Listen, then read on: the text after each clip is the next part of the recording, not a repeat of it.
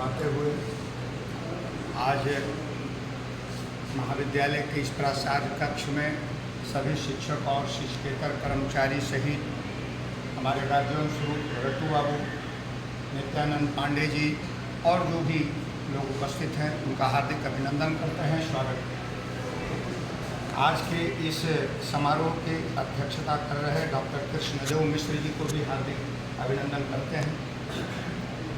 विशेष कुछ कहने सुनने के लिए मेरे पास नहीं है। आज मैं सिर्फ इतना ही कह सकता हूँ कि इस प्रबंधन समिति ने, वर्तमान प्रबंधन समिति ने जो हमारे कंधे के ऊपर ये जो जवाबदेही दिया है, मुझे 4 प्राचार्यों के साथ काम करने का मौका मिला है, उसका अनुभव है। उस अनुभव के आधार पर और जो वर्तमान प्रबंधन समिति के सभी सदस्यों ने हमें प्रभारी का प्रभार पद पर बैठाया है, मैं उन सभी समिति के सदस्यों को कोटि कोटि नमन करता हूं, उनका अभिनंदन करता हूं। साथ ही संक्रांति बाबू से लेकर डॉक्टर कृष्णदेव मिश्र जी, मदन बाबू और धीरेन्द्र बाबू द्वारा किए गए उत्कृष्ट कार्यों का मेरे समक्ष, मेरे मानस पटल पर उनके लोगों के द्वारा की गई कार्यों का एक लेखा जोखा है, लगभग है। मैं चाहूँगा कि आप लोग को निराश न करूँ।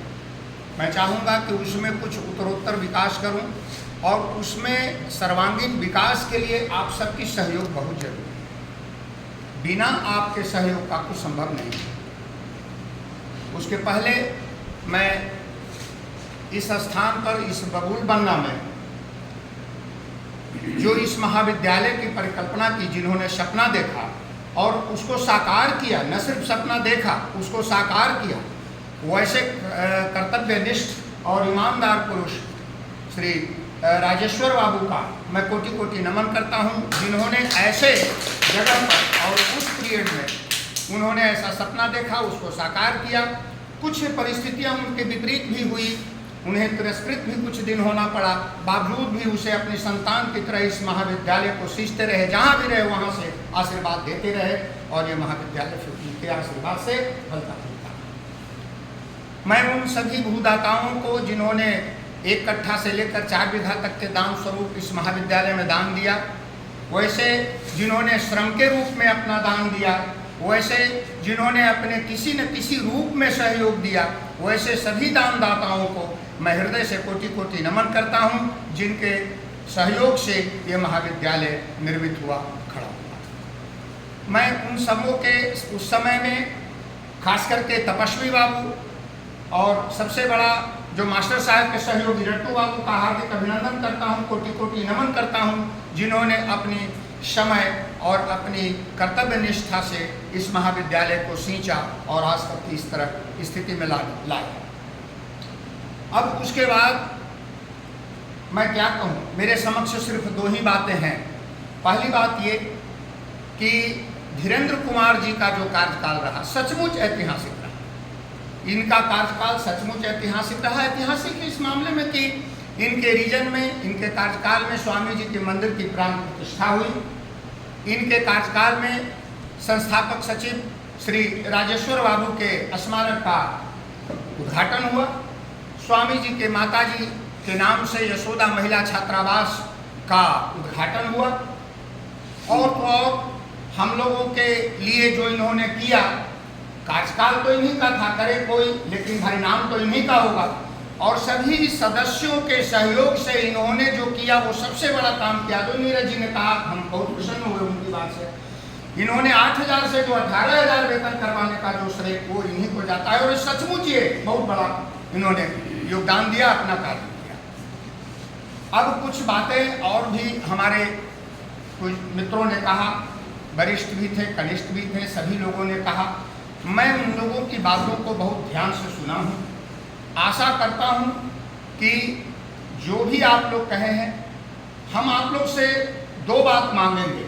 आज आप सभी उपस्थित जितने भी शिक्षक और शिक्षकेतर कर्मचारी हैं, खासकर मैं 2 बात मांगता हूं आप लोगों से। पहली बात ये कि अनावश्यक कानाफूसी से बचिए, अनावश्यक वाद विवाद से बचिए, महाविद्यालय का वातावरण को दूषित न हो, ये हम सबों की कर्तव्य है, मेरी भी कर्तव्य है और आप सब लोगों की भी कर्तव्य है।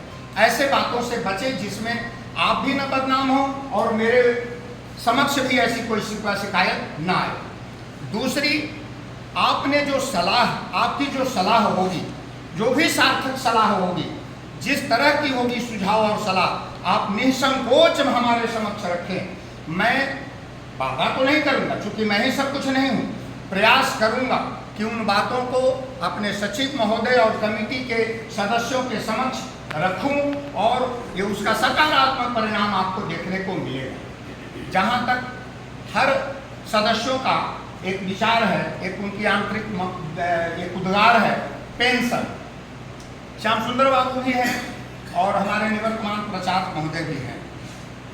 ये बातें हो रही, मैं कोई प्रॉमिस नहीं करूंगा, लेकिन इतना जरूर कहूंगा कि इस दिशा में सकारात्मक पहल हो रही है और बहुत जल्द आप लोग को कुछ अच्छी खबर इस विषय में मिलेगी। इसके लिए हम श्याम सुंदर बाबू और निवर्तमान प्रधानाचार्य हमारे धीरेन्द्र कुमार जी भी बैठक में कुछ बातचीत हुई है।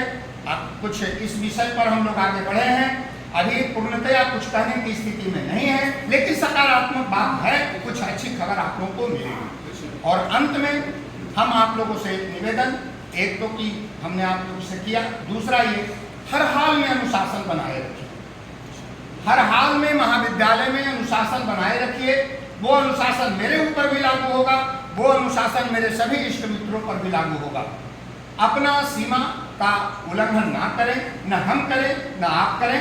और यही कारण है कि अगर ये दो विषयों पर हम लोग समुचित अगर ध्यान देंगे, निश्चित रूप से आपका महाविद्यालय उत्तरोत्तर ऊपर जाएगा, निश्चित रूप से आपको विकास दिखाई देगा। और मैं आपसे विश्वास दिलाता हूँ, कहीं भी अगर आप मेरे संदर्भ में कोई बात आए या कहीं कार्यालय के संबंध में आए या कहीं और कोई वित्तीय संबंधी अनियमितता आए, निसंदेह हमारे समक्ष लाइए। मैं उस पर आप लोग को वचन देता हूँ कि उस पर मैं बिना सोचे समझे हम अपने सचिव महोदय तक और कमेटी के तमाम मेंबरों तक उस विषय को लाएंगे और दोषी को सजा दिलाकर मैं आप लोग के समक्ष वचन देता हूँ। और इन्हीं शब्दों के साथ मैं आप लोग सभी का सहयोग चाहूँगा। सहयोग मुझे कीजिए और महाविद्यालय का विकास में समेत संचालन के लिए हमें सहयोग कीजिए। धन्यवाद।